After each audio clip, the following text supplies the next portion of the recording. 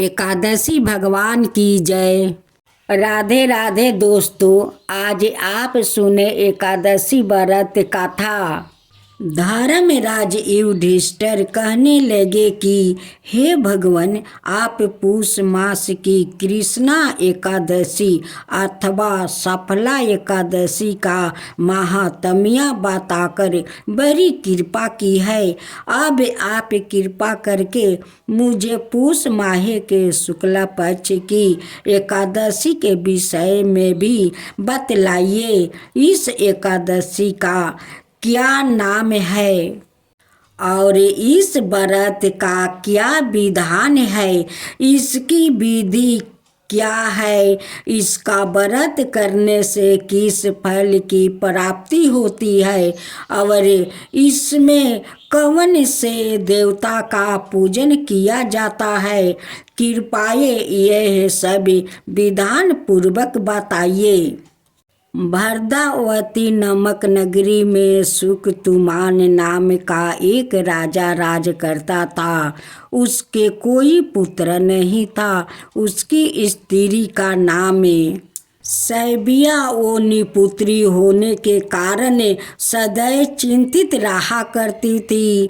राजा के पितर भी रो रो कर पिंड लिया करते थे और सोचा करते थे कि इसके बाद हमको कौन पिंड देगा। राजा को भाई बांधव, धन, हाथी, घोड़ा, राज और मंत्री, इन सब में से किसी से भी संतोष नहीं होता था। वो सदैव यही विचार करता था कि मेरे मरने के बाद मुझको कौन पिंड दान करेगा। बिना पुत्र के पितरों और देवताओं का ऋण मैं कैसे चुकाऊंगा। जिस घर में पुत्र ना हो उस घर में सदैव अंधेरा ही रहता है। इसलिए पुत्र उत्पत्ति के लिए प्रयत्न करना चाहिए। जिस मनुष्य ने पुत्र का मुख देखा है वो धन्य है। उसको इस लोक में यश और परलोक में शांति मिलती है, अथवा उनके दोनों लोक सुधर जाते हैं। पूर्व जन्म के कर्म से ही इस जन्म में पुत्र धन आदि प्राप्त होते हैं। राजा इसी प्रकार रात दिन चिंता में लगा रहता था। एक समय तो राजा ने अपने शरीर को त्याग देने का निश्चय किया, परंतु आत्मघात को महान पाप समझकर उसने ऐसा नहीं किया। एक दिन राजा ऐसा ही विचार करता हुआ अपने घोड़े पर चढ़कर वन को चल दिया और पंछियों और वृक्षों को देखने लगा। उसने देखा कि वन में मृगा, व्याघ्र, सुअर, सिंह, बांदर, सांप आदि सब भ्रमण कर रहे हैं। हाथी अपने बच्चों को और हाथिनियों के बीच घूम रहा है। इस वन में कहीं तो गीदड़ अपने ककरों से सवाए में बोल रहे हैं, कहीं उल्लू धवानी कर रहे हैं। वन के दृश्यों को देखकर राजा सोच विचार में लग गया। इसी प्रकार आधा दिन बीत गया। वो सोचने लगा कि मैंने कई यज्ञ किया, ब्राह्मणों को स्वादिष्ट भोजन से संतोष किया, फिर भी मुझको दुख प्राप्त हुआ क्यों। राजा प्यास के मारे अत्यंत दुखी हो गया और पानी की तलाश में इधर उधर फिरने लगा। थोड़ी दूर पर राजा ने एक सरोवर देखा।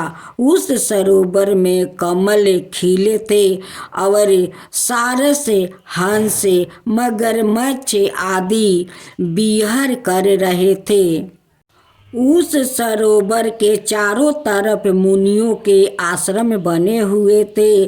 उसी समय राजा के दाहिने अंग फरकने लगे।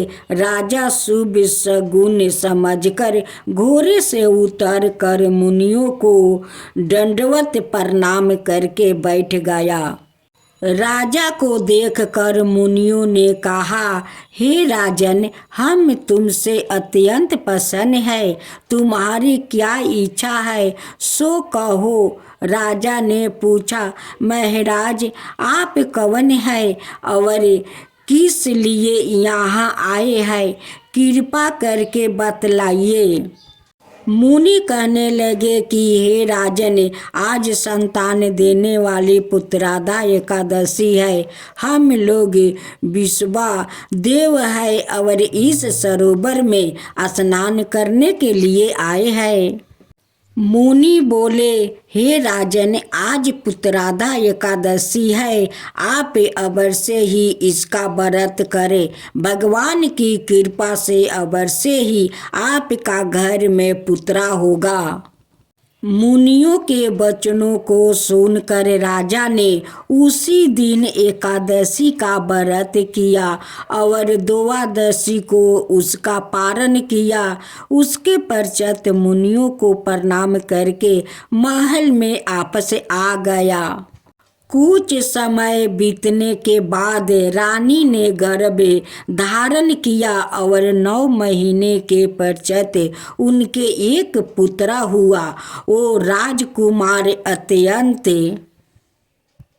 शूरवीर और प्रजापालक हुआ। श्री कृष्णा बोले, हे राजन, पुत्र की प्राप्ति के लिए पुत्रादा एकादशी का व्रत करना चाहिए। जो मनुष्य इस महात्म्य को पढ़ता यह सुनता है, उसे अंत में स्वर्ग की प्राप्ति होती है। एक बार शिव ने अपने तेज को समुद्र में फैला दिया था। उससे एक महातेजस्वी बालक ने जन्म लिया। यह बालक आगे चलकर जलंधर के नाम से परिक्रमी दैत्य राजा बन गया। इसकी राजधानी का नाम जलंधर नगरी था। दैत्य राजा कालनेमी की कन्या बिंदा का विवाह जलंधर से हुआ। जलंधर महाराक्षस था, अपनी साता के मध्य में चूर हो गया। उसने माता लक्ष्मी को पाने की कामना से युद्ध किया, परंतु समुद्र से ही उत्पन्न होने के कारण माता लक्ष्मी ने उसे अपने भाई के रूप में स्वीकार किया। वहाँ से पराजित होकर वो देवी पार्वती को पाने की तलाश में कैलाश पर्वत पर गया। भगवान देवाधिदेव शिव का ही रूप धारण कर माता पार्वती की समीप गया, परंतु माँ ने अपने योग बल से उसे तुरंत पहचान लिया और वहाँ से अंतर्ध्यान हो गई। देवी पार्वती ने क्रोध होकर सारा कृतज्ञ भगवान विष्णु को सुनाया। जलंधर की पत्नी बिंदा अत्यंत पतिव्रता स्त्री थी। उसी के पतिव्रता धर्म की शक्ति से जलंधर ने तो मारा जाता था और ना ही पराजित होता था। इसलिए जलंधर का नाश करने के लिए बिंदा के पतिव्रता धर्म को भंग करना बहुत आवश्यक था। इसी कारण भगवान विष्णु ऋषि का वेश धारण कर वन में जा पहुँचे, जहाँ बिंदा अकेली बर्मन कर रही थी। भगवान के साथ 2 मायावीर राक्षस भी थे, जिन्हें देखकर बिंदा भयभीत हो गई। ऋषि ने बिंदा के सामने पल में दोनों को भस्म कर दिया। उनकी शक्ति देखकर बिंदा ने कैलाश पर्वत पर महादेव के साथ युद्ध कर रही थी। अपने पति जलंधर के बारे में पूछा। ऋषि ने अपने माया जाल से 2 बांदर प्रकट किया। एक बांदर के हाथ में जलंधर का सिर था और दूसरे के हाथ में धर। अपने पति की यह दशा देखकर बिंदा मूर्छित होकर गिर पड़ी। होश में आने पर उन्होंने ऋषि रूपी भगवान से विनती की कि वो उसके पति को जीवित करे। भगवान ने अपनी माया से पुनः जलंधर का सिर धर से जोड़ दिया, परंतु सवाए भी वह उसी शरीर में प्रवेश कर गए। बिंदा को तो इस छल का तनिक भी आभास ना हुआ। जलंधर बने भगवान के साथ बिंदा पतिव्रता का व्यवहार करने लगी, जिससे उसका सतीव्रता भंग हो गया। ऐसे होते ही बिंदा का पति जलंधर युद्ध में हार गया। इस सारी लीला का जब बिंदा को पता चला तो उसने क्रोध होकर भगवान विष्णु को शिला होने का श्राप दे दिया। अपने भक्त के श्राप को भगवान विष्णु ने स्वीकार किया और शालिग्राम में पत्थर बन गया। सृष्टि के पालनकर्ता के पत्थर बन जाने से ब्रह्मांड में अतुलनीय की स्थिति हो गई। यह देखकर सभी देवी देवताओं ने बिंदा से प्रार्थना की वो भगवान विष्णु को श्राप से मुक्त कर दे। बिंदा ने भगवान विष्णु को श्राप से मुक्त तो कर दिया, सवाए आत्मदाह कर लिया। जहाँ बिंदा भस्म हुई वहाँ तुलसी का पौधा उगा। भगवान विष्णु ने बिंदा से कहा, हे बिंदा, तुम अपनी सतीव्रता के कारण मुझे लक्ष्मी से भी अधिक प्रिया हो गई हो। अब तुम तुलसी के रूप में सदा मेरे साथ रहोगी। तब से हर साल कार्तिक महीने के देवउठानी एकादशी का दिन तुलसी विवाह के रूप में मनाया जाता है। जो मनुष्य भी मेरे शालिग्राम रूप के साथ तुलसी का विवाह करेगा उसे इस लोक और परलोक में विपुल यश प्राप्त होगा।